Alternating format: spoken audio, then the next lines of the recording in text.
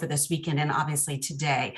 I'm going to quickly introduce who's on the call with us today. I'll ask them each a brief question just to give you some additional context to start the conversation, and then we will open it up to you for questions.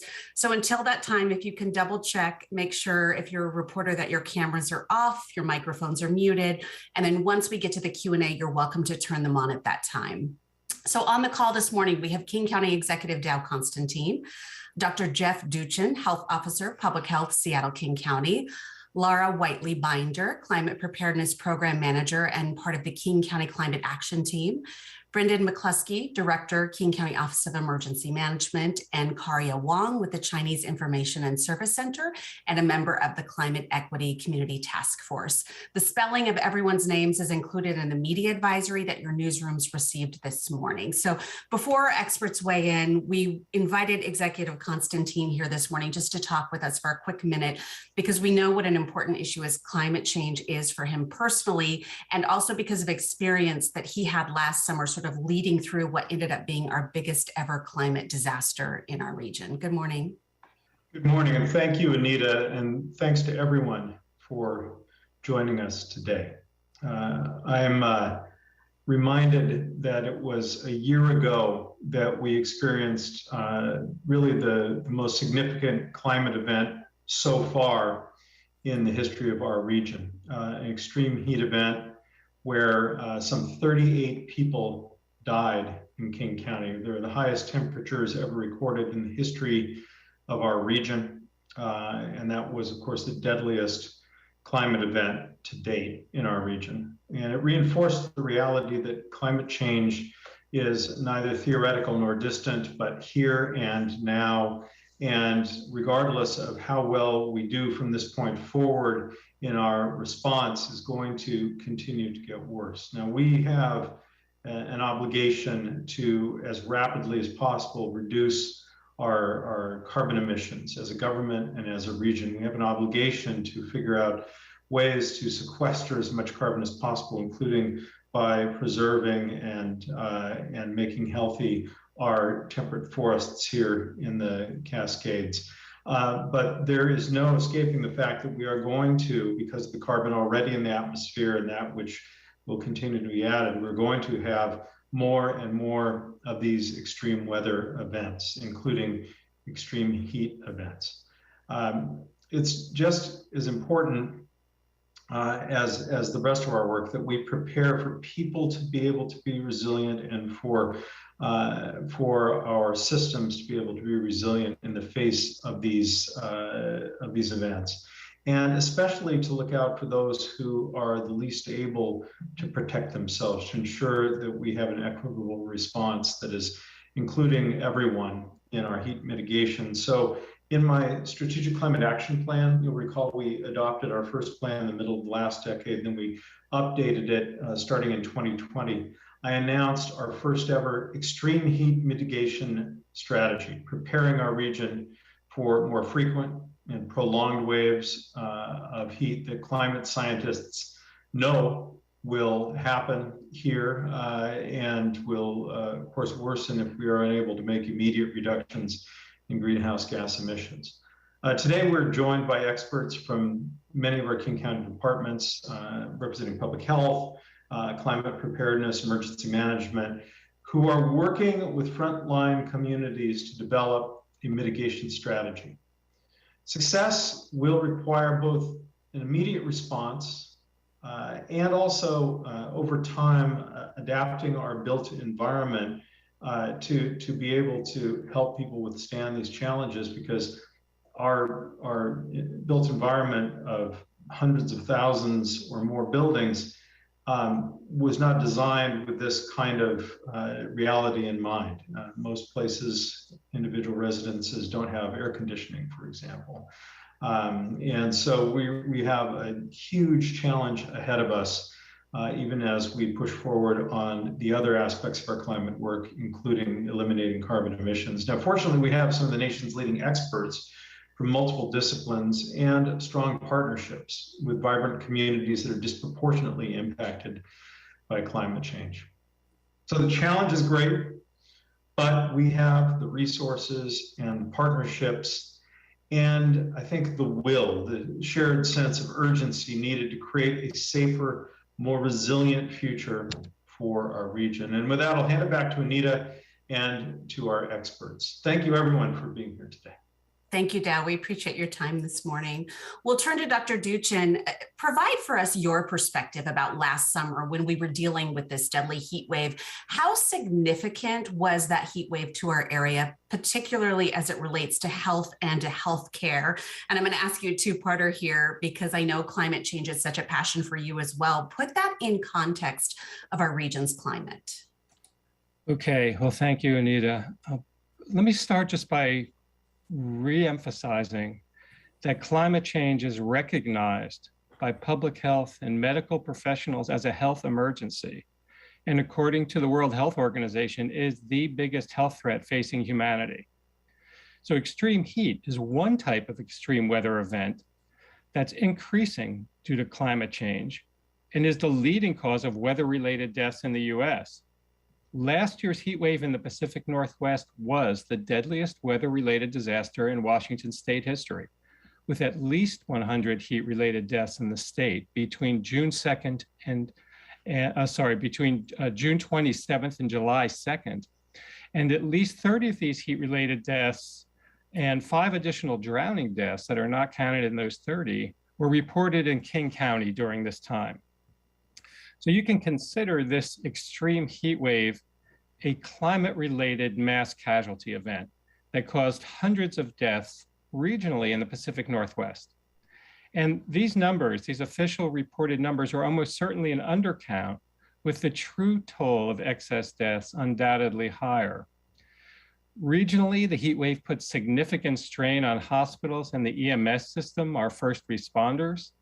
There was a 69-fold increase in the number of emergency department visits regionally during the days of June 25th through 30th, compared with the same days in 2019, putting some hospitals at near crisis response levels.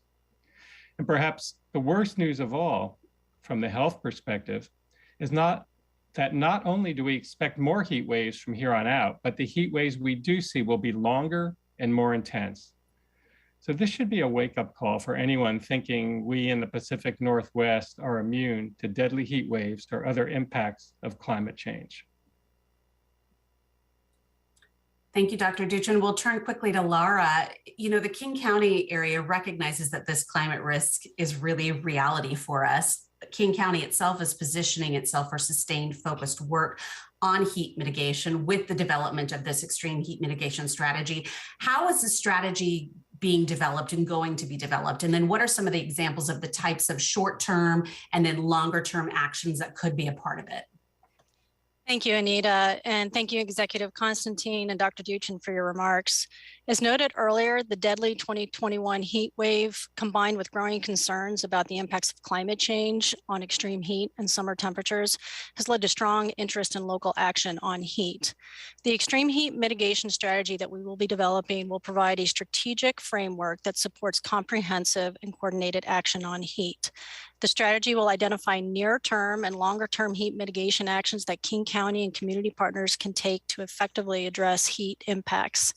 The goal is to strengthen short-term actions needed to cope with heat during a heat wave, while also looking at ways to adapt our built environment to be able to better handle heat, particularly in developed areas where pavement and other hard surfaces can amplify heat.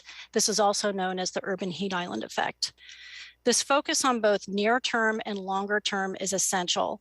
As Dr. Duchin noted, heat is already a challenge for our region, and climate change is only going to make that worse.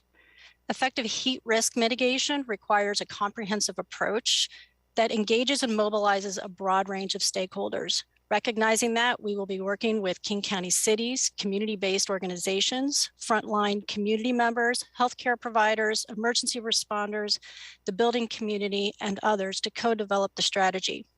Anticipated focus areas for the strategy include enhancing or expanding urban canopy and street trees, increasing public access to green space, evaluating urban planning policies and codes for opportunities to increase heat resilience, expanding access to energy efficiency retrofits and other opportunities for affordable home cooling, expanding the use of green roofs and other design features that can lower building temperatures, increasing access to cooling locations, including cooling centers, and expanding community-based outreach and technical assistance opportunities focusing on managing heat impacts on health.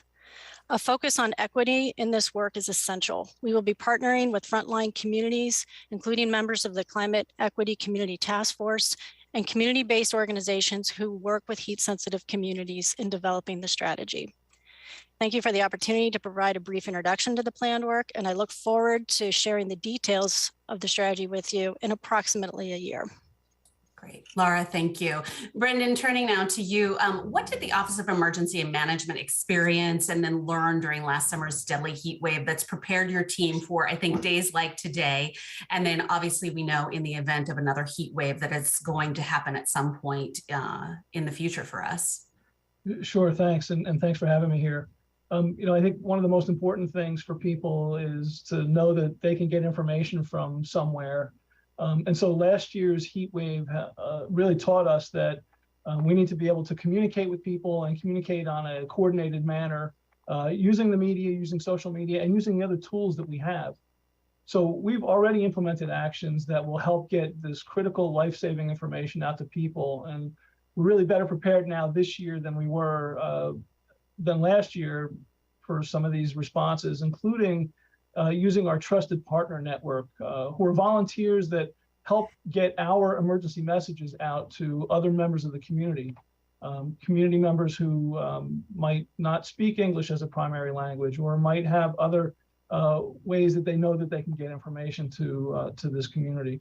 And so it's regardless of the language that they speak, and this is the public health information, this is the information that we have about where to find cooling centers or in other extremes in warming centers. And we've also upgraded our emergency alerting capabilities that we can now send messages in 9 different languages instead of just 2. So in addition to English and Spanish, we now are able to send messages in Arabic, Chinese, French, Japanese, Korean, Portuguese, and Russian. And I would certainly like to encourage everybody to sign up for King County alerts at kingcounty.gov/alert. So thanks.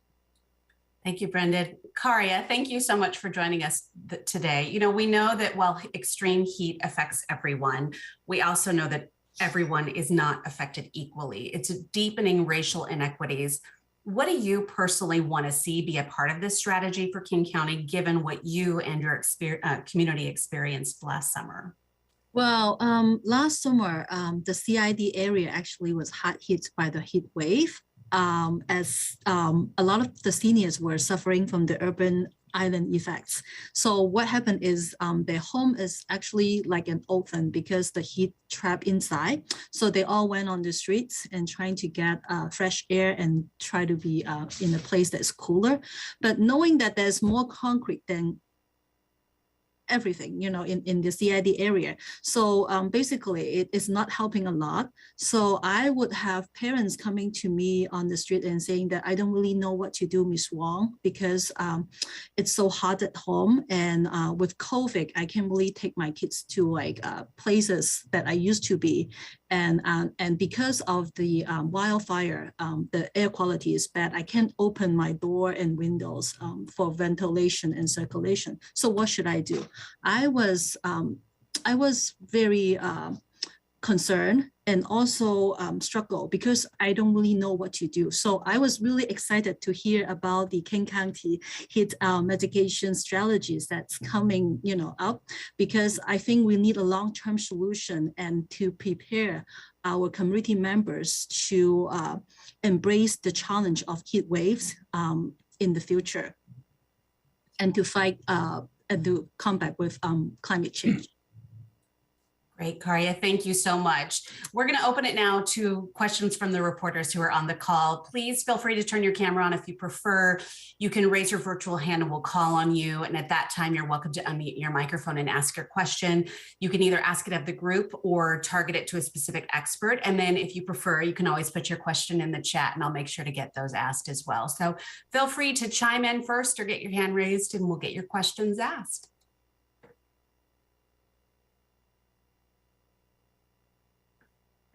maybe, let's see who we have.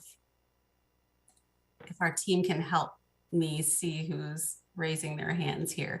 I have someone named Hal. Go ahead, Hal.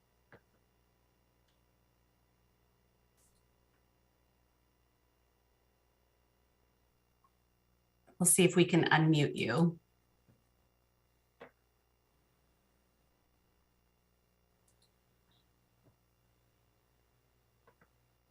Hal, we're not able to hear you. So if you want to put your question in the chat, I can ask that for you. And until then, Dr. Duchin, I want to go back to this one area while we're waiting for some questions from our media partners.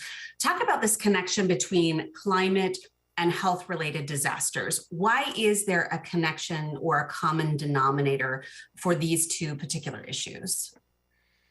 It's a really important concept to understand. You know, among public health and healthcare and medical professional organizations, there's no question that climate change is a health emergency, but it's often not recognized that way by the public because the nature of the human health impacts are insidious. You know, they occur kind of in the background silently. They're hard to link directly and obviously to climate events, and they build gradually, unfolding over relatively long time periods. But the American College of Physicians, for example, has said that climate change could pose a catastrophic risk to human health, and a health sense of urgency is warranted to address it. And so let me just review a few ways in which climate change affects health. Both extreme weather events and long-term environmental consequences of climate change lead to direct human health effects and disruptions of our environment, our physical, biological, and ecological systems. So for example, extreme heat. It causes deaths and serious illness from heat stroke, but also from heart attacks, from exacerbation of chronic lung, heart, and kidney disease. It causes complications in people with diabetes. It can lead to pregnancy complications. One of our colleagues at the University of Washington, Tanya Bush-Isaacson, has shown that prior heat waves are linked to increased hospitalizations and deaths in King County. And another example that people may not think about, the American Psychiatric Association has said that extreme heat has been associated with a range of mental health impacts in research over many years. And these include increases in irritability, symptoms of depression, and an increase in suicide.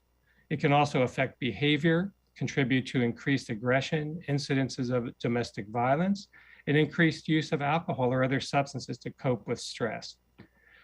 I think we should consider the June 2021 heat wave in the Pacific Northwest as a climate-related mass casualty event that caused over 600 deaths likely in the region in 1 week. Now, other impacts of climate change also affect health. Air pollution associated with greenhouse gas emissions can cause exacerbations of asthma, chronic lung disease, heart attacks, strokes, cancer, and premature death from other chronic diseases. Longer and more severe pollen seasons associated with climate change increase allergies and respiratory problems. And there's an increasing number of infectious diseases from ticks and mosquitoes, from fungal pathogens and drug-resistant bacterial pathogens, and waterborne infectious diseases that are also linked to the warming climate. Other extreme weather events, such as increasing droughts, wildfires, and floods, cause injuries and health and economic problems. For example, extreme weather events in the last 5 years alone in the US caused 89 individual billion-dollar climate and weather and disasters, costing over $765 billion in damages and close to 5,000 lost lives. So those are some of the examples of the linkages between climate and health. One other thing that's important to understand, though, and what we realized last summer, was that climate change related extreme weather events also have what's called the cascading or threat multiplier effect on our critical infrastructure, such as transportation, energy, and water systems, and can affect hospitals and other essential services, like the manufacturing of food and medication supplies. So there are many, many health impacts of our warming climate, both on our individual health, our population health, and on our community's ability to function during these events, and particularly when there are simultaneous events happening. Thank you, Dr. Duchin. We have some questions in the chat. Hal from the Seattle Times says, what consideration is being given to requiring for large parking lots over a certain size, requiring canopies that could be topped with solar panels as one aspect of a long-term strategy? I can answer that one, Anita. So that is exactly the kinds of strategies or the kinds of actions we want to be looking at. So this is something that is certainly being done in other parts of the country, and we are fortunate in that heat is a conversation that's happening across the country, and we have communities across the country who are developing strategies. So there's a broad body of work that we can be looking at, and there are a number of tools we can be looking at. What we want to do with this strategy is both broaden our toolbox, but also determine how to best apply those tools for our region. So we will be looking at that kind of an approach, as well as other types of building codes and approaches that we could be taking to help adapt that built environment. Thank you, Laura. Natalie from KUOW asked, it's been a year since the heat dome. Why is it taking so long to begin strategizing? I can answer that one as well. It's come down to a resourcing issue, and we've been working over the last year to secure the resources necessary to get the work done. This is work that requires support for community engagement and other types of analyses. So we wanted to make sure that we have those resources secured. I do think, though, that this is not time. We've not just been sitting around waiting. There's been a significant amount of analysis and institutional learning that's been happening over the last year, reflecting back on the June 2021 heat wave. And that is important information to bring into this conversation, and is really going to help us actually, I think, be able to go deeper into the strategy work, because we were given this opportunity, ironically, to have this event and to learn from it and see where we could be, what worked well, and where we have opportunities to really build in more heat resilience. And following up, her second question is, how are we more prepared for this year outside of more communication to the public?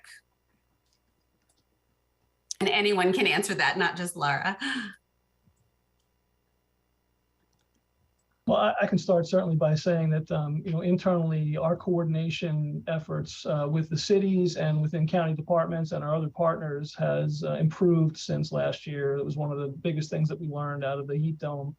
And so we've developed these playbooks, which are plans specific to heat emergencies that are drawn from our already in place all hazards plans. But now we can specifically say who's supposed to be doing what and at what time, and in what situations for these heat events. And that includes all of our partners, including health, DNRP, and many of the cities. Thank you, Brendan. Tobias has a question. Research out of Arizona has shown that temperatures inside trailers and manufactured homes are significantly higher in extreme heat situations. Are there any aspects of the strategy that will provide air conditioning to RV trailer park residents who don't have it, especially people who are low income or experiencing homelessness?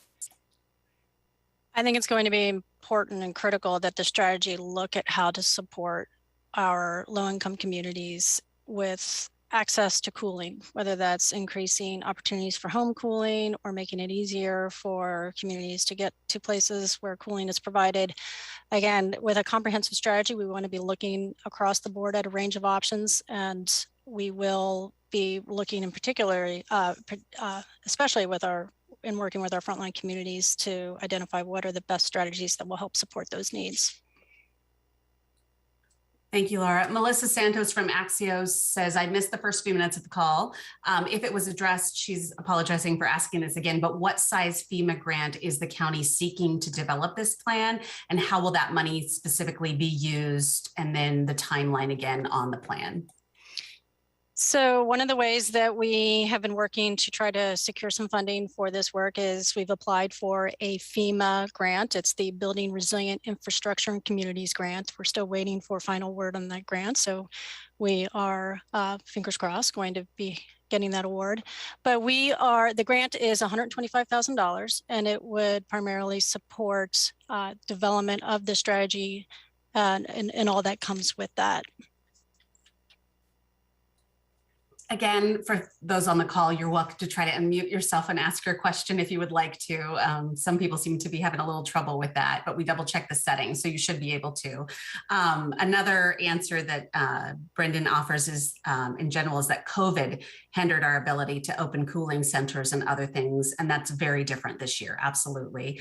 I'm going to put you guys on the spot a little bit while we wait for a few more questions, because I've talked with a few of you kind of about this separately.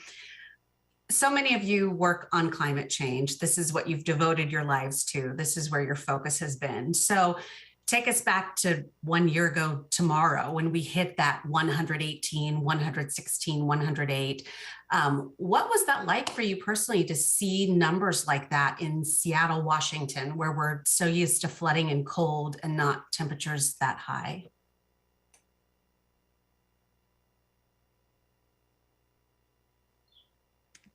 Well, I can start.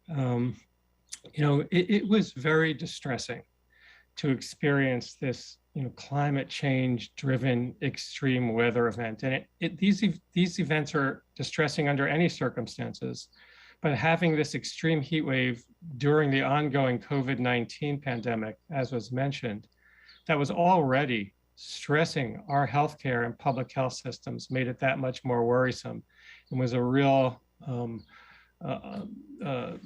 warning about these potential cascading impacts. And you also heard about smoke and heat occurring at the same time. And then there's potential for heat interrupting electricity, power generation, and so on. Very strong reaction for me, just having two major public health emergencies overlapping.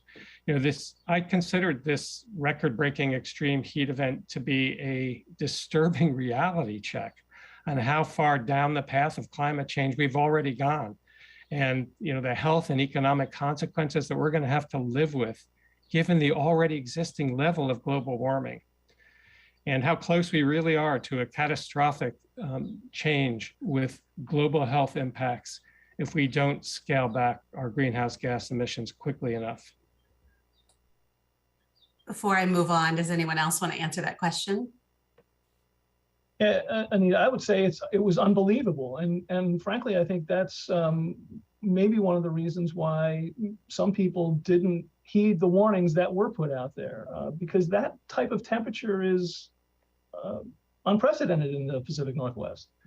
So I think now, hopefully, that we did have this last year when we do put out warnings, when public health issues guidance, or recommendations, when the Weather Service puts out that it's going to be hot, that people will take notice and pay attention to the stuff that is being announced. Thank you, Brendan. Kristen from King 5 asks, can you discuss specifically the equity issues the state saw last year with heat-related deaths and how they will determine the strategy? And Karia, I know you touched on that a little bit. Anyone on the call is welcome to answer that question, but I would especially love for your perspective on that as well. Well, I think for people who have more resources, they have more options in escaping the heat. But for people that I work with, there's not much choice for them because with their limited resources. So definitely that is equity issues in there. And especially when we're talking about people can actually have options, going to someone's home, which would be cooler. But in our case, a lot of our seniors who live in the CID or the families that we serve, there's no way that they can go. And in the neighborhood too, as I've mentioned, that concrete floor everywhere. And although there's some shade, from the tree, but that's not enough. And we hardly have any green space that we can have access to. So so that definitely, it's not really easy to mitigate the heats that we are all, experiencing in the CID area. And as I've mentioned, I have people coming to me and expressing their concern. And as a community-based organization, I was pretty stressful last year when we have the heat wave. I'm not only worrying about my parents, but also the seniors that we serve in the CID area and also in the Beacon Hill area who lived alone. And they might need support, they might need help, but we might not be able to get to them because of resources issue. And this year, I feel much prepared because we are receiving information from the county and the booklets comes into actually the booklets that, I mean, the informations, the education materials that come into two forms. One is like a more like a published education material. And I also received comic books that we could educate the younger generation about the importance of being able to be resilient in heat wave. So I am very looking forward to the development of this strategy so that we could better help our community member in embracing the challenges of the heat waves. Karya, thank you for mentioning the comics. We'll have the team from Public Health put that link in the chat so you can see what she's referencing. But you are a great segue to Lara, who worked with the city of Seattle last year on the heat mapping project, which identifies those same sort of areas. Lara, talk with us a little bit about how that applies here in this situation. Sure. So last summer, we released the results of a heat mapping campaign that we completed in 2020. And that heat mapping campaign helped us get a better sense of how temperatures can vary across King County based on differences in land use, land type, and geography. The information really gave us a better visual of what we refer to as the urban heat island effect and can help inform where and what types of heat mitigation strategies we may want to employ to help reduce temperatures in those areas. The mapping, I think, confirmed what we already know about urban areas being hotter, but having that map, I think, has been an important visual reminder that this is a very real effect in King County and something that will be integral to our heat response going forward. Great. A quick follow-up question from King 5, the monetary value on the grant. Yeah, so again, the monetary value on that FEMA grant, if we get it, and I would just want to emphasize that we're still waiting to hear back. We don't have it yet. That monetary value is $125,000. I want to emphasize that, we are committed to developing this strategy regardless. The FEMA grant will certainly help and will allow us to accelerate the work and get it done faster. But we are going to be developing this strategy. This is important to the community. And we are also hoping that through the development of the strategy, we can actually help bring more resources to this work. So for example, by the FEMA grant was really something that's and was really getting the application in was our way of saying to FEMA, this is important work and this is something that we need support from FEMA on to help reduce heat impacts. And the strategies that we're looking to develop through this work, we're hoping that we can in the future be able to bring more FEMA dollars and other types of assistance to the work that we do. So the actions that we've developed, for example, could be put into hazard mitigation strategies and other types of strategies that can then help bring needed resources to this work. So we are looking at this as an opportunity to help to potentially, we hope, work with FEMA on heat mitigation, but also just in the future to really position us for some longer term sustained investment in heat mitigation strategies. Thank you, Laura. I want to go back to the question about our neighbors who are experiencing homelessness, and maybe Public Health's team can answer on this. Really, there is already work happening in that space. Can we talk just a little bit about what this summer is even different from last summer, or maybe what's happening last summer more quietly? I'm sorry, Anita. I'm not sure I understand the question. In terms of people experiencing homelessness, like what are some of the more immediate lessons we learned from last summer that could be applied to this summer or maybe already are? Okay, great. Thank you. Well, first of all, I think big picture, we learned that people in our area are not accustomed to dealing with extreme heat. And as was mentioned earlier, we know that certain groups are at increased risk, vulnerable to the effects of heat more than others. So we know these, disproportionate impacts include homelessness, and others who are at risk for poor health outcomes because of social, economic, or environmental factors, environmental and structural racism, for example, which lead to both a higher baseline risk for poor health outcomes and fewer resources to cope, as we heard.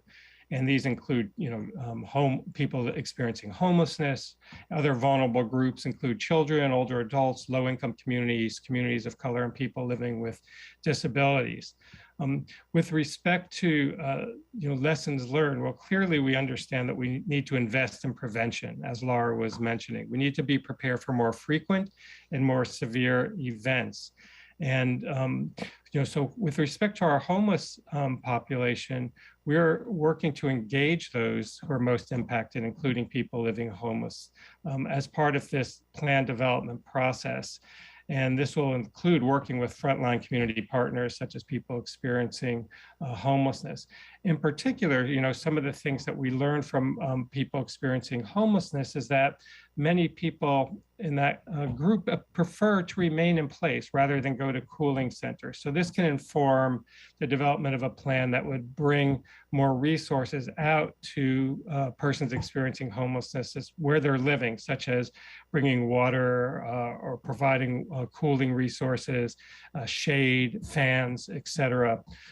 Also involving making cooling centers more accommodating and accessible for people experiencing homelessness, and involving possibly placing additional potable water sources around the county so people experiencing homelessness can have access to additional fresh water supplies.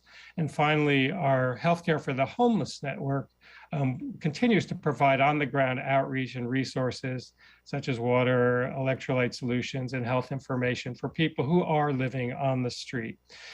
This year, King County's Regional Homelessness Authority is overseeing the overall emergency response for people living homeless, and we look forward to working with them in keeping this high-risk community safer in the heat. Do any of the reporters on the call have their own questions? I want to make sure that you're given the opportunity to ask the questions you might have as well.